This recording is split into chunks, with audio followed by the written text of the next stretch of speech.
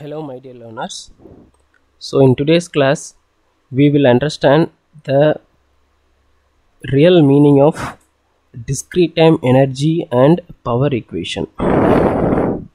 So we know the equation, the discrete time equation for energy, which is E equal to summation n equal to minus infinity to plus infinity x of n the whole square. For power it is limit n tends to infinity 1 by 2n plus 1 into summation n equal to minus n to plus n x of n the whole square. So let us consider one example and we will understand from that what we mean by this energy and power equation. Okay, so let us consider a signal x of t equal to 4. Sorry, this is x of n. X of n equal to 4 for all n. Okay, so what I will get? I will get 4. This I will get 4 here, and I will get 4. So this is the signal up to minus infinity to plus infinity, 0, 1, 2, 3 up to etc. minus 1, minus 2, minus 3 up to etc. First let us calculate the energy. So you know that E equal to summation, so this is variable n, this is x of n. Okay, summation n equal to minus infinity to plus infinity mod x of n the whole square,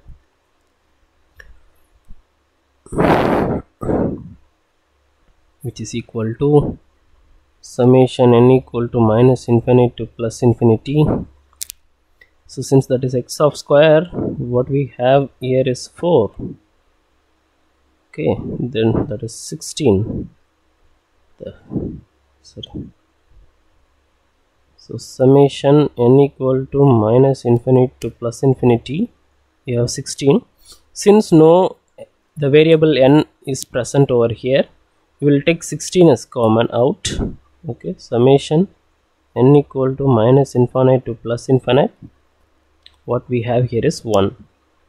So இதை எப்படி எழுதலாம் அப்படின்னா, இதோட general formula எப்படி எழுதணும்னா, இதோட upper limit minus lower limit plus 1 அப்படின்னு எழுதணும். ஸோ இதோட அப்பர் லிமிட் என்ன இருக்குன்னா இன்ஃபினிட்டி, மைனஸ் லோயர் லிமிட் என்ன இருக்குன்னா minus infinity plus 1. Okay, so what we have here is 16 into infinite. So what we get is infinite. Okay, so இது ஏன் வந்து இன்ஃபினிட்டி வருது? ஸோ இப்போ இந்த ஈக்குவேஷனில் பார்த்துக்கிட்டிங்கன்னா சாம்பிள்ஸ் n சாம்பிள்ஸ் வந்து நான் என்ன எடுத்துக்கிட்டேன், minus infinite to plus infinity வரைக்கும் எடுத்துக்கிறேன். ஸோ மைனஸ் இன்ஃபினிட்டி வரைக்கும் இருக்கிற சாம்பிள், அதே மாதிரி ப்ளஸ் இன்ஃபினிட்டி வரைக்கும் இருக்கிற ஒரு சாம்பிளையும் நான் ஸ்கொயர் பண்ணி ஆட் பண்ணுறேன். அப்போ இன்ஃபினிட் சாம்பிள்ஸ் இருக்கிற இன்ஃபினிட் சாம்பிள்ஸ் எடுத்து நான் ஸ்கொயர் பண்ணி ஆட் பண்ணேன் அப்படின்னா எனக்கு இன்ஃபினிட்டி தான் வரும் answer. Okay, right, you understand this? Okay, so let us see the power signal. Okay,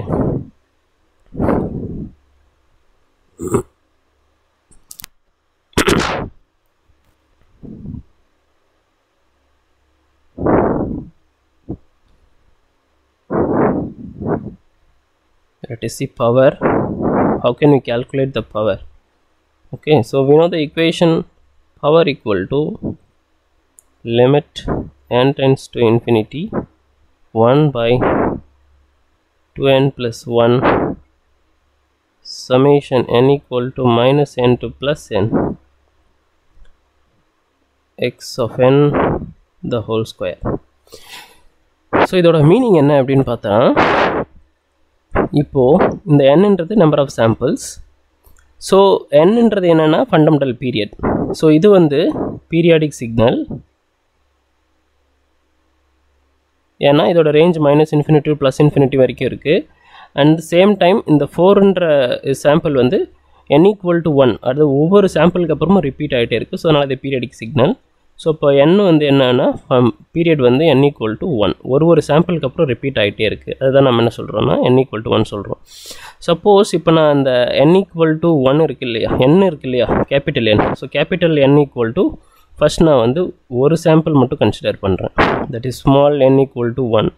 சரி, கேபிட்டல் N = 1 ஒரு பீரியட் மட்டும் எடுத்துக்கிறேன் அப்படின்னா எனக்கு என்ன வரும், ஒரு பீரியட் மட்டும் நான் எடுத்துக்கிறேன். ஓகே, ஸோ அப்போது இது என்ன மீனிங்னா summation n = -1 to +1 x of n the whole square. So 1/2n + 1. So for the moment n tends to infinity விட்டுருங்க. ஸோ n வந்து இன்ஃபினிட்டி அப்படின்னா இன்ஃபைனைட் பீரியடுக்கு நான் கேல்குலேட் பண்ணணும். பட் நான் இப்போ என்ன பண்ணுறேன் அப்படின்னா ஒரு சாம்பிளுக்கு ஒரு பீரியட் மட்டும் நான் கேல்குலேட் பண்ணுறேன். So -1 to +1. ஸோ இப்போ எனக்கு என்ன வரும், இங்கே n = 1ன்றதுனால இது வந்து நான் என்ன எடுத்துக்கிறேன், 1/n வந்து 1ன்றதுனால I will get 3 here. So n = -1 to +1. So இங்கே என்ன கிடைக்கும் எனக்கு, x of -1 square plus x of 0 square plus x of 1 square. Okay, so 1/3 into, so இது என்னோட வேல்யூ தான் நான் வேரி பண்ணியிருக்கேன், -1 0 +1. ஸோ இப்போ எனக்கு என்ன கிடைக்குன்னா 16 + 16 + 16. ஏன்னா எனக்கு x of 0ல் this is x of 0 1 இருக்குது, இது வந்து x of 1, இது x of -1. ஓகே, ஸோ இப்போ இது எனக்கு என்ன கிடைக்கும் அப்படின்னா I'll get 16. ஓகே, ஸோ பவரோட வேல்யூ வந்து 16. சப்போஸ் நான் என்ன எடுத்துக்கிறேன் அப்படின்னா என்னோட வேல்யூ வந்து சே 2ன்னு எடுத்துக்கிறேன் அப்படின்னா எனக்கு என்ன கிடைக்கும், 1 பவரோட வேல்யூ வந்து என்னோட வேல்யூ வந்து நான் 2ன்னு எடுத்துக்கிட்டேன் அப்படின்னா இது 2 × 2 4 + 1 வந்து 5 அப்படின்னு சேஞ்ச் ஆகிடும். So it is 5 summation n = -2 to +2 mod x of n whole square. So 1/5 இது என்ன வரும் அப்படின்னா x of -2 square plus x of -1 square plus x of 0 square plus x of 1 square plus x of 2 square. So 1/5 into you will get 16 plus x of -2ல என்ன இருக்குது sample, x of -2ல 4ன்ற சாம்பிளுக்கு square பண்ணால் 16 கிடைக்கும். அதே மாதிரி எல்லாமே square பண்ணனா I will get 16. So 16 + 16 + 16 + 16 + 16. So எனக்கு 516 கிடைக்கும். So I will get 80/5. எனக்கு என்ன ஆன்சர் கிடைக்கும், I will get again 16. பவரோட value வந்து 16. சப்போஸ் நீங்கள் n = 3ன்னு எடுத்துக்கிட்டீங்க அப்படின்னா you will get 7 samples. Okay, 7 samples கிடைக்கும். 1/7 into you will get 7 times of 16. So you will get again p = 16.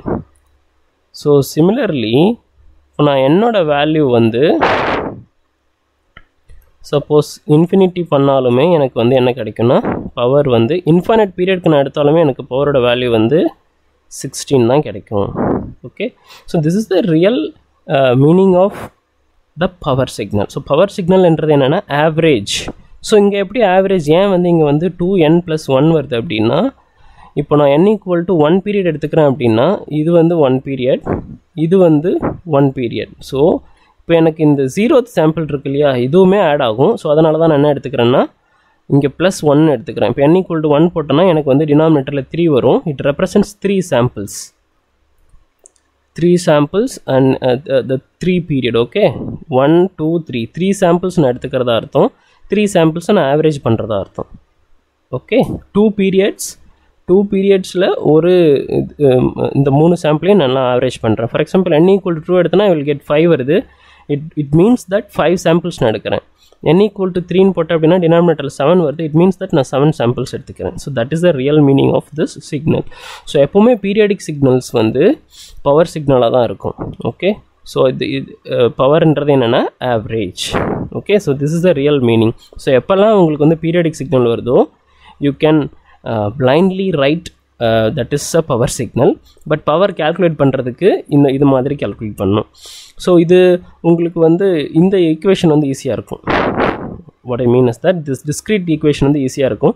Suppose உங்களுக்கு continuous டைமில் வந்து இந்த எனர்ஜி சிக்னல் அண்ட் பவர் சிக்னலுக்கு ஏதாச்சும் ஒரு டவுட் இருந்துச்சு அப்படின்னா please leave your queries in the comment section and I will answer for that. okay, thanks for watching.